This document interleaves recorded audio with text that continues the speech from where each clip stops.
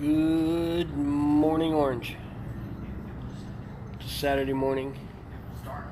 Again, we're up at Pepito's having breakfast. Look at this day. Look at this day. Even with all the wildfires going on, the air looks so nice and clear, you know? The curse of the wind. It does one thing and then causes another. And it's just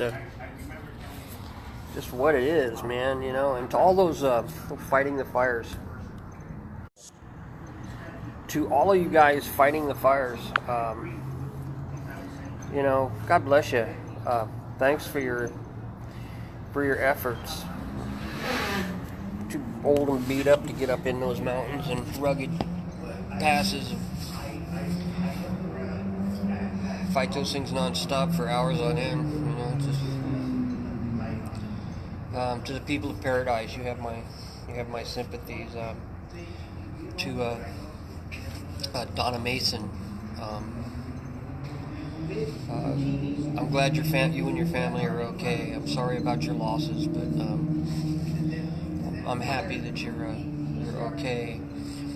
And need to go back to Rana's post about the Friends of Buckingham and remind you both of the days on Houston when you lived right behind me, and we had that gate that allowed us to go from yard to yard.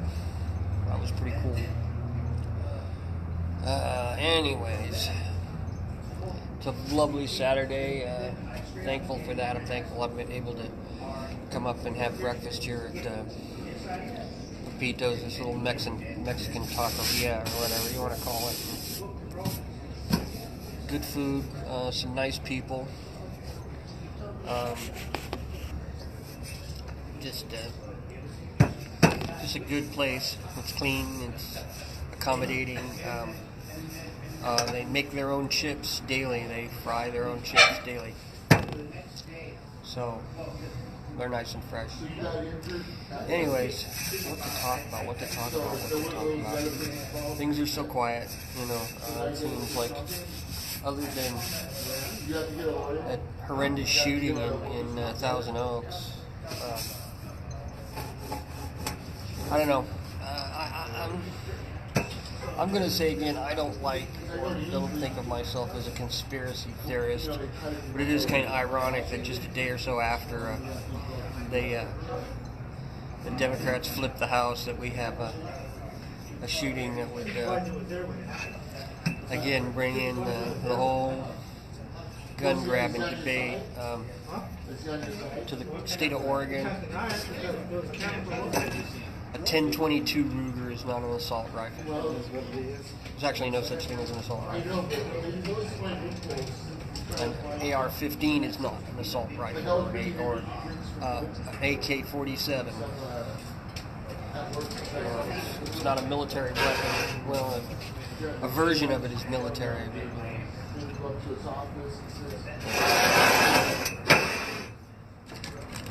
Civilian use, it is not. We're getting closer and closer to a real bad period in this country. Real bad. It's not going to be good. It's not going to be good at all. Anyways, on a happy note, again, this is Thanksgiving. I always heard it was a month of thanks. And somebody has said that it's the month of gratitude, which is kind of both, isn't it? But the good thing is we take this month and we celebrate what we are thankful for. We give thanks for what we have, what we've been given, what we have worked for. You know, I guess that can be a part of the harvest tradition.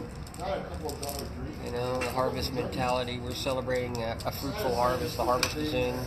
The wheat and rye and corn and all that is drying and sitting in the silos, and the vegetables are in, and some are canned or being canned and getting ready for the long winter. We're almost ready, you know. There's wood to lay up, a few other things, you know, and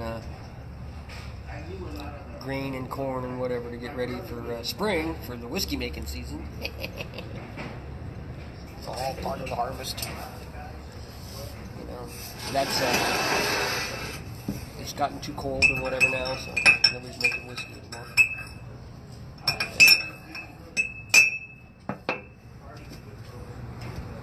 But hopefully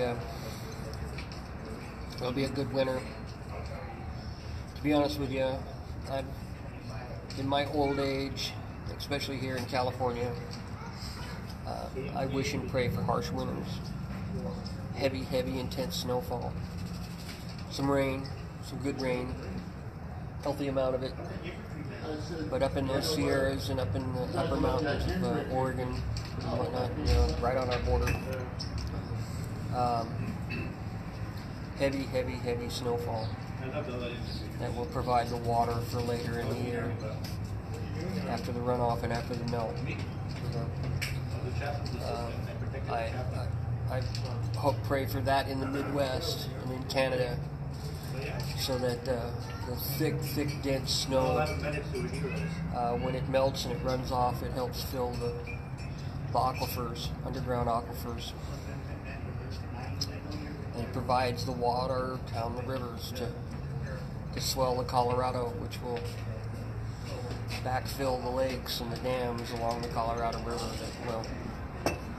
That if we had these heavy snows and whatever, and the runoff would create massive flooding and disaster.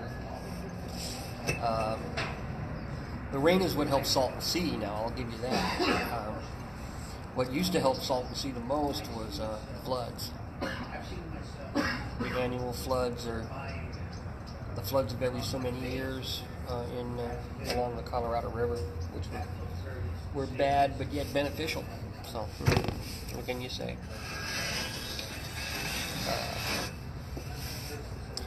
The election is over. There's a blessing there. It's interesting to see the reactions, because, you know, at this time in 2016, there were damn near riots in the street. And today, even though it was just midterm, there's peaceable. But what concerns me is all the claims of election fraud. I was told by my son that in some states in the South, like Georgia or whatever, that the officials had moved the polls further and further out of the urban areas and make it hard for certain people to vote. I find that I've never heard a story on that or read anything about it on Facebook or in the news. But then in the news, we're hearing glimpses of, and Facebook is facing a lot of voter fraud committed by the other side. Votes being destroyed, votes being not counted or hidden.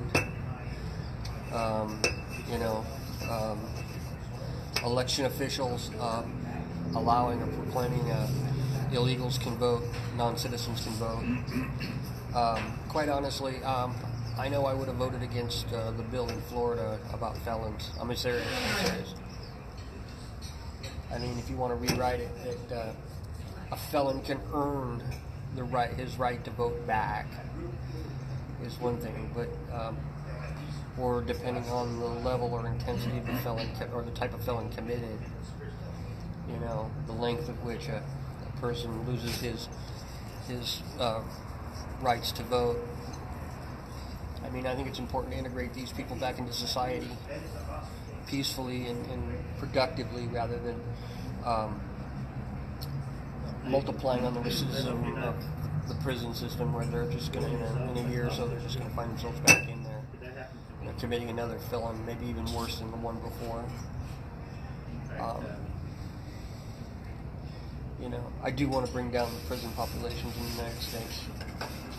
But, you know, what do? You break the law, you break the law, okay? Of course, you know, you're talking to a guy that would like to have seen Richard Nixon go to jail, and others. Ollie North. more than just was it Dean or Jim Dean or whatever from the Nixon White House. All of them. Should have been all of them. He probably should have gotten time served or some good behavior or whatever, or leniency because of what he did to help with that, correct that. He was against it to begin with. So. But that's old history. That's ancient history. That's why I think that respect in the world and the view of Americans in America in the world, and how Americans would feel about it if a lot of these dirty politicians, no matter what side they're on, Republican, Democrat, Independent, I don't care, Libertarian, if they're corrupt and they break the law, they go to jail, and that they never ever get a chance to run for office again. Like, for instance, Fullerton has a lot of problems with their city council. People have been recalled many times. The same people have been recalled a couple of times. And I think there should be a city ordinance right there, or something in the county or the state regulations or laws that says, hey, if you're recalled and you're kicked off the council for something corrupt or something, well, you can't run again. You're out of politics. You can't run for any office in the state of California or in the county of Orange or any of the local cities. You're done. You betrayed the trust of the citizens and the people that you were elected to help represent, and you're gone. One thing would get rid of career politicians, even on the city level. I mean, there are people that just run for councilmen over and over and over, and they're not really good for the city. I mean, look at this. Even though California only allows Democrats to run for Senate or in federal offices or during as a result of our new primary laws, Dianne Feinstein got less than her votes than her opponent to get on the ballot, but defeated him by a narrow margin in the election. And that's just, I don't know, that's just wrong. I mean, what do we got to do to get rid of that woman? Anyways, it's beautiful. It's a beautiful day. It's a nice day. I gotta get home and get the dishwasher going and take care of a few things, and then try to get up to the store or run another errand. Always got something to do.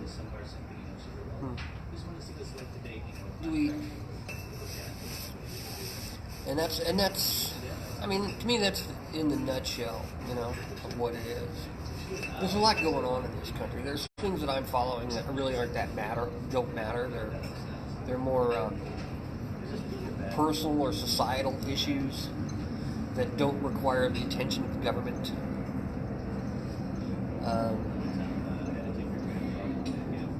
But on the government side, there's a lot that needs to be done and said. I mean, California, Governor Brown passed a law that says every board of directors has to have X amount of women on the board. Period.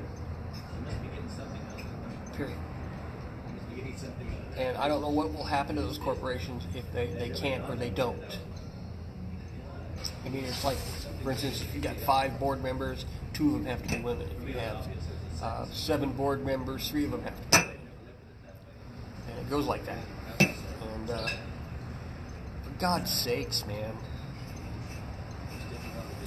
will they be qualified?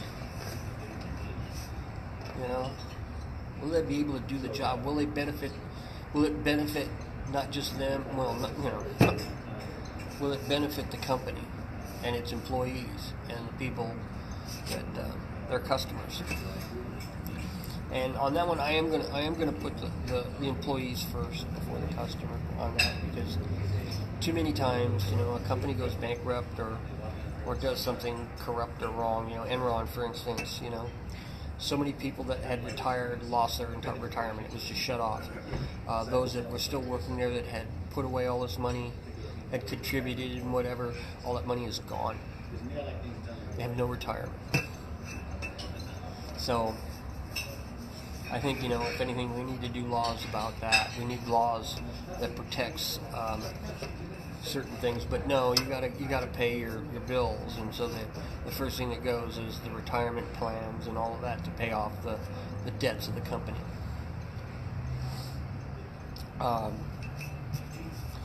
We need more. If I know I want to reduce the prison populations, but I don't mind,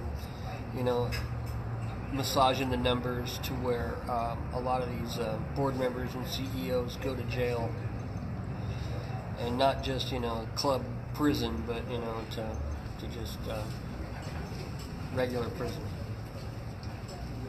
So again, this is another one where you tell me.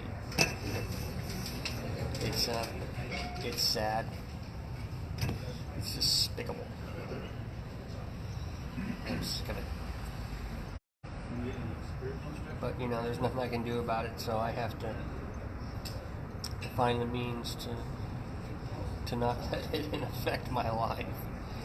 Too many people take this all personally, and I guess there's some truth to it being personal, but you just got to step back and look sometimes and say, well, not much I can do about it. There's nothing I can do about it. It's sad. It's sad beyond sad. What do we do? Anyways, I don't want to whine and complain. I want to look at this beautiful day, and I want to get some stuff done. I just had a wonderful breakfast. It's Veterans Weekend. Sunday is the official Veterans Day. And why is it? Why do we maintain that attitude? Under a law, was it passed by Johnson or Nixon or whatnot, when we got the 3-day weekend holiday, where they moved all of the holidays, no matter what their date was, it would be their official date, but it would be celebrated on the nearest Monday, before or after, except for like Thanksgiving and Christmas, and New Year's. Washington's birthday and Lincoln's birthday were combined to President's Day, and that was moved to a Monday. Veterans Day will be observed Monday, but it is officially Sunday. 4th of July is another one that it's celebrated on the 4th, no matter where the 4th falls. It's a Wednesday or a Monday or a Friday or whatnot. I believe if it falls on a weekend, though, the following Monday is day off. Or the Friday prior to it is a day off. We have Good Friday. That's one of the few that's on a Friday, but it gives us a 3-day weekend. But yeah, there's a reason. There are reasons. And the biggest reason is this, and you got to think about this. At the 11th hour of the 11th day in the 11th month, the Great War ended with an armistice. And that was the official starting time or ending time of the war. It was mutually agreed upon a few days before, and the time and hour were set. And it's interesting that it fell on like this at 11. I don't know if it was 11 a.m. or 11 p.m. But I'm a historian, kind of, and I do a lot of reading, and I've got some documentaries and whatever over the years that I have bought and that I love, or I have watched. And it's interesting, and I believe it's on the DVD set I have about the First World War, that a British, and it was found in a British soldier's diary, that he was commenting that on November 11th, across from his tent, there was a German machine gun position. and they were firing on the trenches. And they kept firing right up till 11. And at 11, they ceased fire. They broke down and packed up their gun. And they got out of their trench and they walked. They turned around and walked back to their rear area. And silence was on the front. And it's, you gotta wonder who gave the order or whatever to do that. You know, it's just like, I want you to pump as much ammunition as you can into the enemy position, and 11 o'clock you're to stop, because that's when the armistice officially begins. And then you can take down your gun you can take down your gun and you can bring it back to camp. So to me, that's funny. That is just funny. Absolutely funny. In a way. But then, in the winter of the first year of the war, 1914, there was the unofficial Christmas ceasefire. I guess both combatants had sort of agreed that, you know, they would kind of like not do anything Christmas Eve or Christmas Day, you know, and then they had everyone say just hold your positions and just kick back and wait till the day after all of it, and we'll resume active combat status. Well, on Christmas Eve, in a section of the front, I think it was a British section, so it was up near Flanders or whatever. It was in the northern part of the line. There was singing and drinking, and somehow or somewhere, one side yelled something to the other side, and they came out of their trenches without their weapons. They came out of their trenches and they brought some of their rations. And they brought some wine and brandy or whatever they had, coffee, tea, jam. And they met in the middle of no man's land. And they sort of exchanged gifts, you know, of coffee, tea, jam, and sugar, and maybe a belt buckle or something like that, you know. They met in the middle and they talked and they sang songs and Christmas songs, hymns and whatnot, and that each side knew but was in their native tongue. And they had a Christmas, and then as morning started to come, they all returned to their trenches and they dropped in, you know, and just spent Christmas Day in their trenches with themselves. And word got out to the high commands, and I believe because it was told by someone in the British side, there was reparations. There were people court-martialed. I'm not sure if anybody was shot as a result of it, but there was harsh reparations against those involved. Reductions of rank and whatnot, and because they couldn't let that get away, you know, they just couldn't let it get away, and it never happened again. In 1915, in Christmas of 1915, nothing like that ever happened. You know, all the way to the end of the war, which was on the 11th day, at the 11th hour of the 11th day, during the 11th month. So, it's funny. It's funny what people do. It's funny what, how society and whatnot had changed from that to what it is today. I mean, a lot of young men who went to the war went because it had been some way romanticized.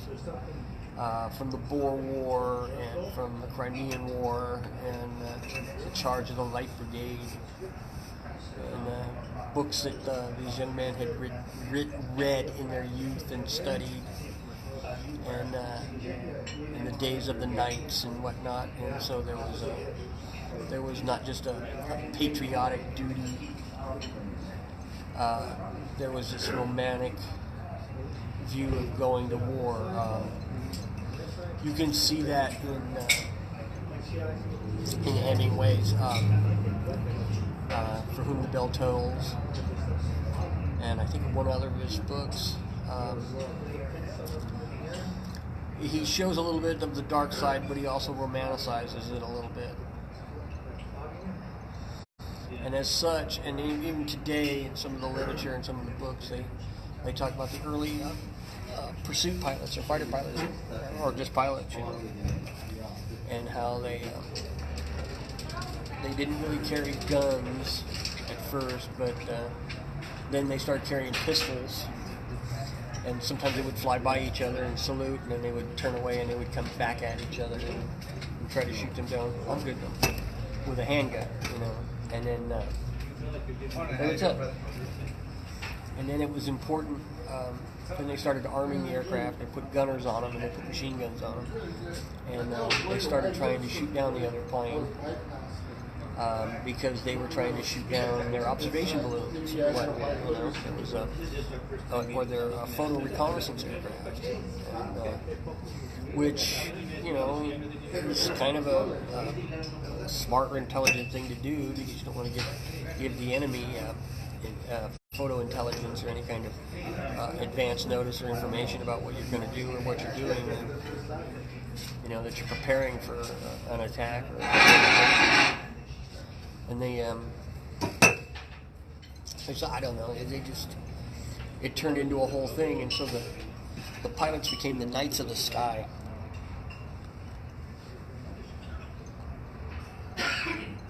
Riding their chargers into battle.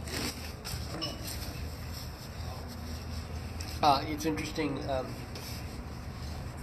when a notable opponent, somebody who was an ace or like that, if they were shot down, especially in enemy territory, many times a plane would come over to their base or their aerodrome or whatever and drop off his identification and whatnot, his boots.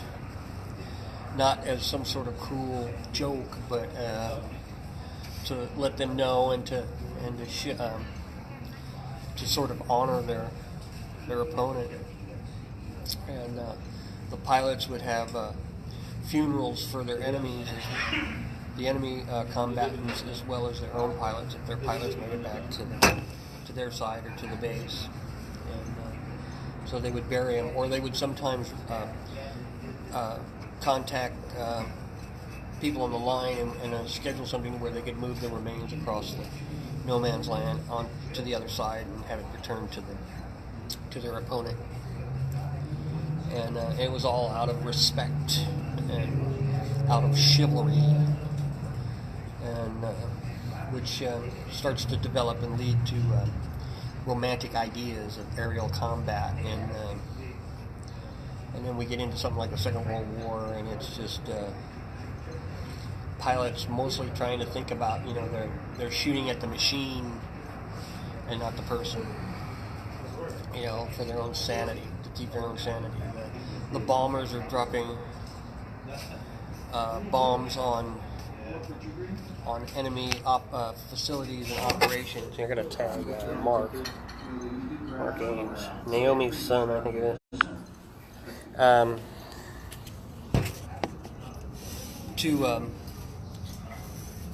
For military and strategic purposes, they're not dropping bombs on children and families and women and whatnot, but then at one point in the Second World War, the British, I think, began it, and the Americans eventually followed suit during the day. They started carpet bombing cities just to take the city and turn it into a pile of rubble. And there is a strategy and a tactic behind it. What they're trying to do is pull combat teams or whatever off the front and return them home to restore order and to protect, and help with the horror that was created on the ground. And as a result of that, we started to see the firestorm.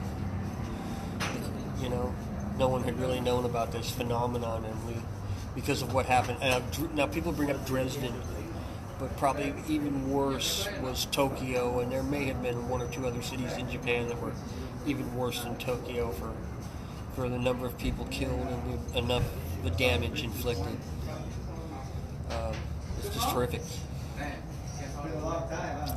And to me, this is not. I'm walking up, buddy. Sweeto. Got an escapee. Probably not back to Oakland against maybe next year. Well, anyways, we need to get home. We need to get stuff done. We're gonna take over the Aquaman building. Thank you for attending the Epic Beard and Dave's breakfast number 4. We'll try to keep this going. We'll try to do what we can. Like I said, always comment if you want. Always give us your view if you're watching or you stop in and say hello. You're always welcome. Let's see. What do we got here?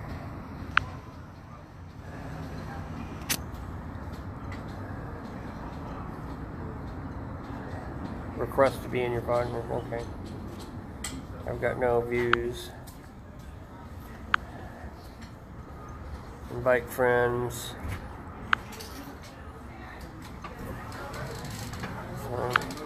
So,